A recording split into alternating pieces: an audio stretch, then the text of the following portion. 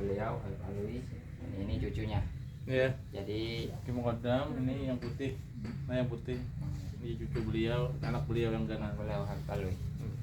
Jadi ada sebuah ungkapan mengatakan jikalau ke Mekah itu panggilan Allah Subhanahu wa taala, ke Madinah adalah panggilan Sayyidina Rasulullah sallallahu alaihi wasallam, maka ke Kota Tarim merupakan panggilan daripada Sayyidina Al-Faqih Al-Muqaddam Muhammad bin Ali Ba'alawi. Jadi semua kita ini adalah tamunya Sayyidina Al-Faqih Muqaddam.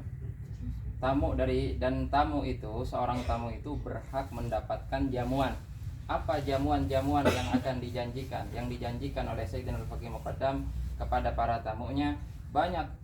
Di antaranya adalah terkabulkannya 100 hajat ketika kita berdoa di depannya Sayyidina Al-Faqih Muqaddam. Di antara jamuan daripada Sayyidina Al-Faqih Muqaddam, siapa yang menziarahi Sayyidina Al-Faqih Muqaddam ta'dilu hajjah, bagaikan haji, satu haji. Pahala haji itu kan luar biasa. Kata Sayyidina Muhammad SAW, siapa yang pergi haji dan hajinya mabrur, ghufira lahu ma taqaddama min dzambi wa ma ta'akhkhar. Allah ampuni dosa-dosa dia, baik yang terdahulu ataupun dosa yang akan datang. Itu pahala orang yang pergi haji. Itu capek pergi ke sana, pergi kemari, tapi cukup menziarahi Sayyidina Al-Faqih Muqaddam, kita sudah mendapatkan pahala haji.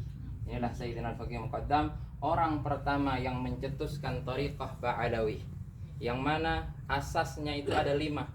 Asas dasarnya itu ada 5. Apa saja? Yaitu ilmu, amal, wara, ikhlas dan takut kepada Allah Subhanahu wa taala. Dari 5 dasar inilah melahirkan semua nih yang ada di sini, yang dikatakan di zamannya Sayyidina Abdurrahman Segaf saja itu dimakamkan di sini 10.000 wali. 10.000 wali itu zamannya Sayyidina Abdurrahman Segaf. Kalau sampai saat ini bisa jadi kan sampai 100 sejuta wali di sini. Makanya di sini digelar dengan kota sejuta wali. Ini dilahirkan dari 5 dasar itu yang dicetuskan oleh Sayyidina Al-Faqih Al-Muqaddam. Saya sering dengar dari Sayyidi Al-Habib Umar, beliau mengatakan bahwa kedudukannya Sayyidina Al-Faqih Muqaddam di antara para aulia bagaikan kedudukannya Sayyidina Muhammad sallallahu alaihi wasallam di antara para nabi dan para rasul. Kata Sayyidi Al-Habib Umar, siapa yang ingin tahu, yang ingin mencium wanginya Nabi Muhammad sallallahu alaihi wasallam, maka datanglah ke Sayyidina Al-Faqih Muqaddam, karena di situ tercium wanginya Sayyidina Muhammad sallallahu alaihi wasallam.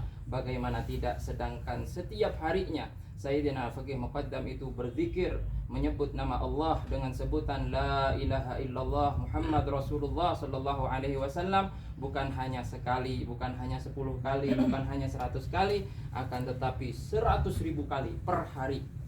Itu zikir la ilaha illallah Muhammad Rasulullah saja. Beda dengan Qur'annya berapa juzuk setiap harinya, beda dengan subhanallah berapa kali beliau baca. Dan hingga beliau melahirkan seorang anak yang luar biasa, namanya Alwi Al-Ghuyur. Al-Ghuyur itu adalah pencemburu. Ghuyur itu artinya adalah pencemburu. Kenapa dinamakan dengan Al-Ghuyur? Karena beliau ini setiap ada anak yang ingin menamakan anaknya dengan nama Alwi, pasti dijauhkan, pasti dihindarkan. Alasannya bisa saja sakit atau meninggal. Makanya Alwi di zamannya beliau nggak ada orang yang menamakan anaknya Alwi. Makanya diberi gelar dengan Alwi Al-Ghuyur, anak yang luar biasa. Siapa yang menziarahi beliau tidak menziarahi Sayyidina Alwi Al-Ghuyur, maka ziarahnya kurang dikabulkan oleh Allah Subhanahu wa taala. Seorang wali yang memang dari kecil sudah menjadi wali. Pernah disuruh sama abahnya, ya Alwi Al-Ghuyur, saya kambing-kambing saya ini pada lapar, kamu cari rumput sana. Pergilah beliau. Setelah pergi lama-lama balik lagi, ternyata beliau nggak bawa apa-apa, nggak bawa rumput, nggak bawa yang lain.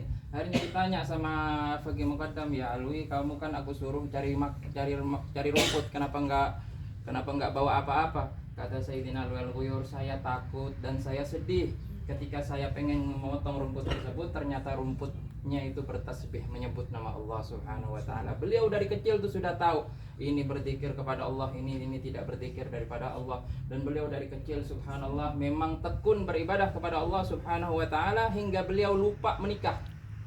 Akhirnya anak-anak yang ada di punggungnya itu pada teriak, ya Alwi, ayo cepat nikah, kalau enggak akan tercatat di sejarah bahwa ada laki-laki yang melahirkan. Kalau di sejarah kan dicatat ada orang dilahirkan tanpa ayah dan ibu. Siapa? Sayyidina Adam alaihissalam. Di sejarah dicatat ada orang lahir tanpa ayah tapi dari ibu. Tapi kalau seandainya kamu nggak menikah, maka akan juga dicatat di sejarah bahwa ada laki-laki yang melahirkan tanpa seorang anak. Akhirnya karena diingatkan sama anaknya yang ada di punggungnya, akhirnya beliau menikah, Sayyidina Ali Al-Ghuyur, dan mempunyai anak namanya Habib Abdullah Ba'alawi ini, yang agak gedean nih. Abdullah Ba'alawi, beliau ini sebenarnya bukan yang membangun Masjid Ba'alawi, akan tetapi karena beliau yang sangat banyak mewakafkan hartanya kepada Masjid Ba'alawi hingga dinisbatkan Masjid Ba'alawi itu kepada beliau. Subhanallah, ini orang yang sangat senang dengan kitab suci Al-Quran. Dikatakan bahwa ketika beliau membaca kitab suci Al-Quran lupa dengan segalanya selain Allah Subhanahu wa ta'ala. Bahkan ketika sholat, kalau ada masalah di luar masjid, ada teriakan, ada yang berkelahi, beliau tetap aja tekun bersolat, tekun beribadah kepada Allah Subhanahu wa ta'ala tanpa menoleh sedikit pun. Inilah Habib Abdullah. Insyaallah kita cerita sedikit-sedikit aja karena yang akan kita ziarahin ini sangat banyak. Ya, kita mulai. Bismillah. Baca Yasin dan tahlil tadi. Bismillah.